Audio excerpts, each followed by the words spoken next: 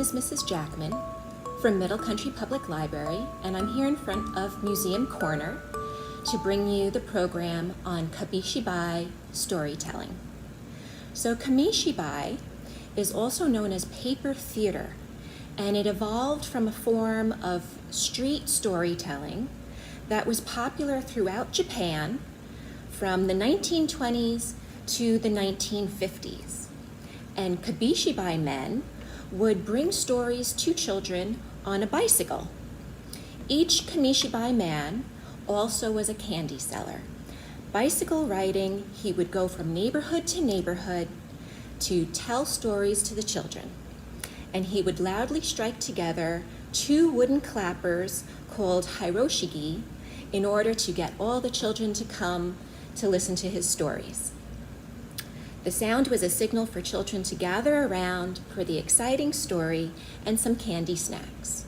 So, before I get started with our story today, if you want to ask an adult if you can have a snack, go get something, and then come back and be ready because I'm going to tell you the story of the mouse's wedding.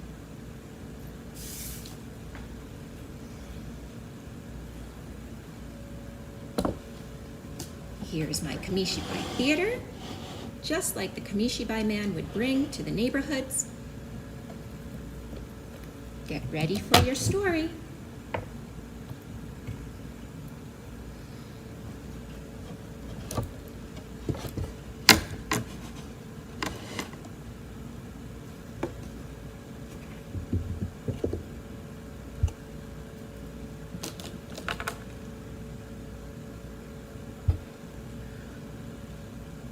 The Mouse's Wedding. Once, long, long ago, there was a very rich mouse who lived in a big storehouse. He had more than enough rice and wheat and beans to eat, and he wanted for nothing. And he had a pretty daughter with black eyes named Chuko. One day, a mouse named Chokichi, who lived in a small back alley, came to visit the mouse family. Father Mouse, please let me marry your daughter. What? Let you marry my daughter? Why, that is ridiculous. You are wasting my time.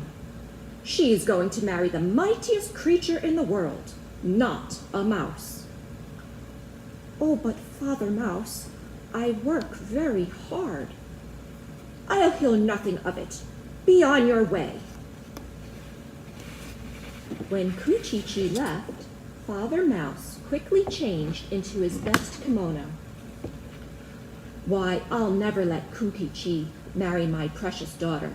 She's going to marry the mightiest creature in the world.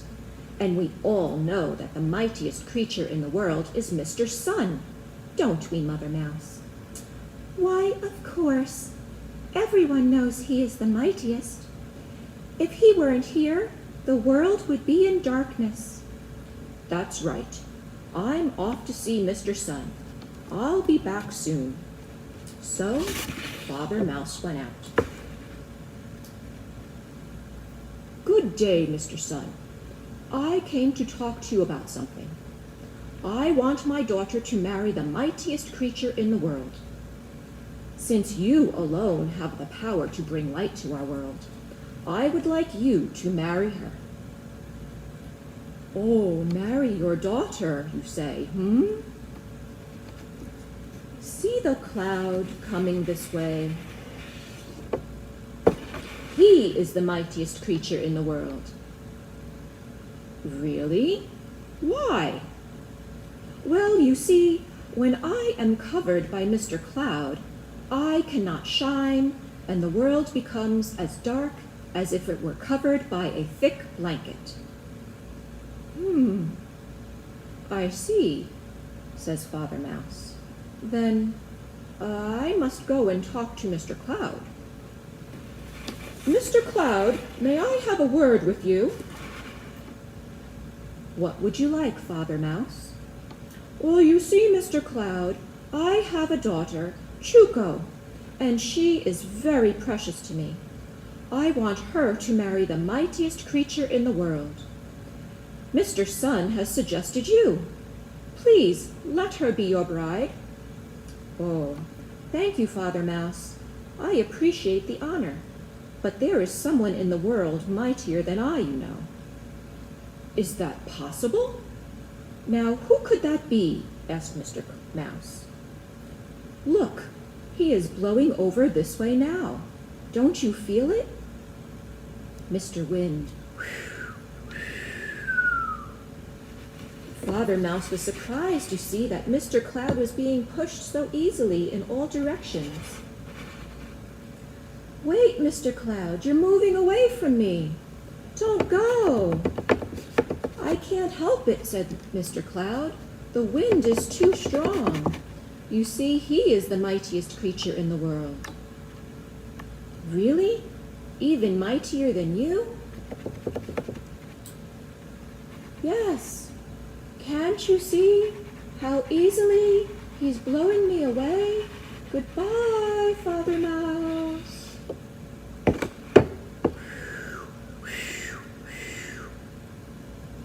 "Mr. Wind, please stop blowing for a minute and listen to me." What in the world could a mouse want to talk to me about? Sir, you are the mightiest creature in the world, and I want my daughter to marry you." "Me? The mightiest creature in the world? Oh, don't you know that there is someone in the world mightier than I? Who could that possibly be, Mr. Wind?" "Well, it's Mr. Wall. He certainly stands up to me. I can huff and puff, but I can't blow him down. I have to say that Mr. Wall is the strongest and the mightiest. He is the one you want." "Really? Mr. Wall, you say?" "Yes, Mr. Wall. Phew, phew." So Father Mouse scurried over to where Mr. Wall lived. And slightly apologetically, Father Mouse said, "Good day, Mr. Wall. I know you for a long time, but I never realized until now that you are the mightiest creature in the world." Mr. Wall, kind of puzzled, says, "What are you talking about? What makes you think that I am so mighty?" "Oh, you're mightier than Mr. Wind, aren't you? He told me you were so strong and so mighty that he could not budge you one bit. You see, Mr. Wall, I've talked to Mr. Sun and Mr. Cloud, as well as Mr. Wind, and since you seem to be the mightiest of all, would you do me the honor of marrying my precious daughter?" "Oh, Father Mouse, well, that is very amusing. But have you looked at me very closely? Don't you know that there is someone mightier than I? I mean, what is over there in my corner? Do you see this over here in my corner? I mean, who made it? Who was mighty enough to bore a hole right through me and make this hole?" "Oh, I don't know. Who can, Mr. Wall?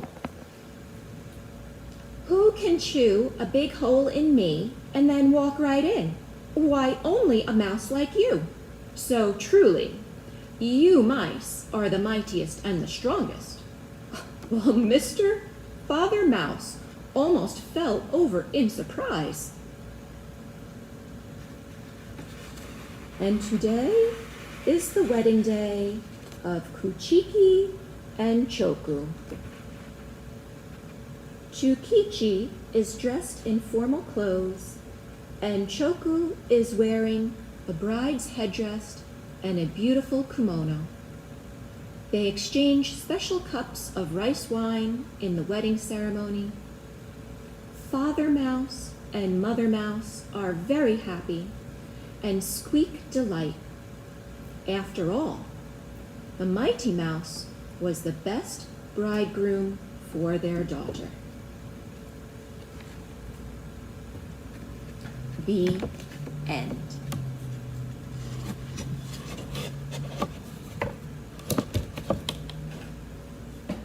Okay, now that you have seen a Kamishibai story, you might have some ideas for your own. In your bag, you should have a step-by-step instruction sheet and some supplies. You will also need some pencils, crayons, or markers. And you can go at your own pace and pause and stop the video, or you can watch the video straight through and then go back and watch it again later. So one thing you should have inside your bag is this cardboardy thing with some cardboard on the back and some cardboard on the front. This is going to be your Kamishibai theater. This is what it's going to look like when it's closed.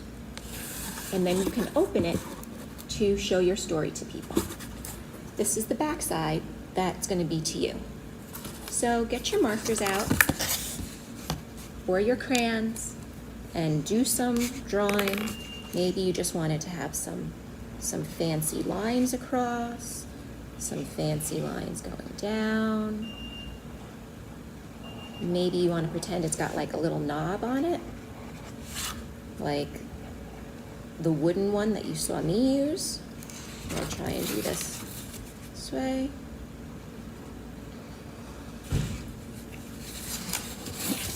Here's my drawing, and you can keep going, like draw whatever you want on the front and then open it up and you have a little theater space.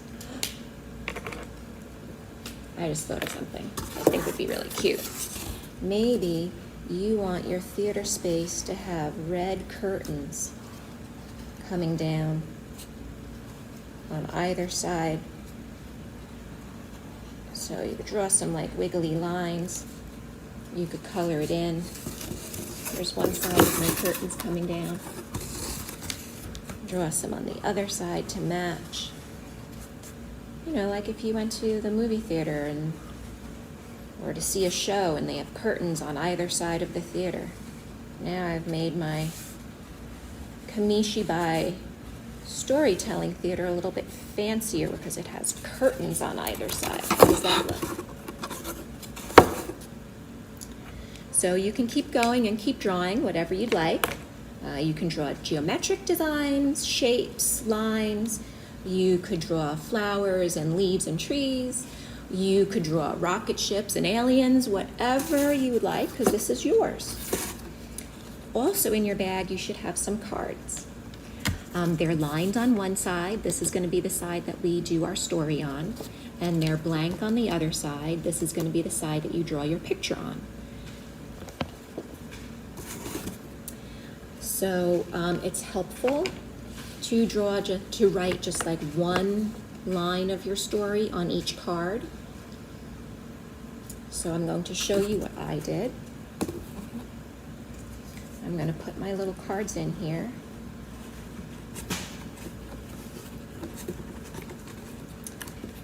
My first card says, think about how you want your story to begin. And I'll show you my little mistake. If you write in the middle of the card, you cannot see it. So it is helpful to write at the top of the card or at the bottom of the card. And you can also see I put a number 1 on this card. I numbered all of my cards because your story is going to be on a different card than your picture. So see, this is my story card number 1 here, but the picture is out here. It's on the other side of story card number 2. So I change it. And I'll put story card number 2 back here. It says, write your story in pencil so that you can erase and make changes.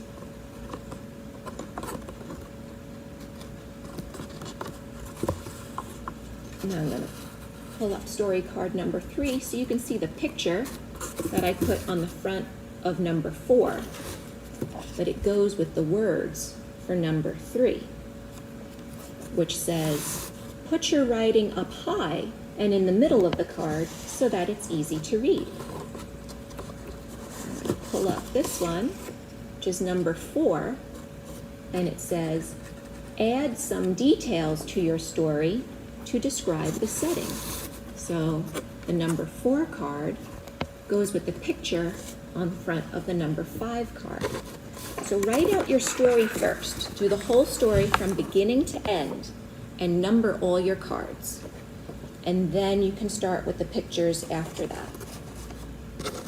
And I just keep sliding them in back. I take them out from the front and I put them in the back. When you are done writing your story, you can draw the pictures on the other side of the cards. Finally, gather some friends or family to tell them your story and have fun. The end. So I hope you enjoyed this program on Kamishibai Storytelling and how to make your own Kamishibai theater. And we hope that you come into the library soon and visit us in Museum Corner. You can sign up for a registration time, and you get a bin of items for you to use while you use Museum Corner. So register for a time slot, come in and visit, and you get to see all the other fun things that we have in Museum Corner in our exhibit right now. Be well, have fun.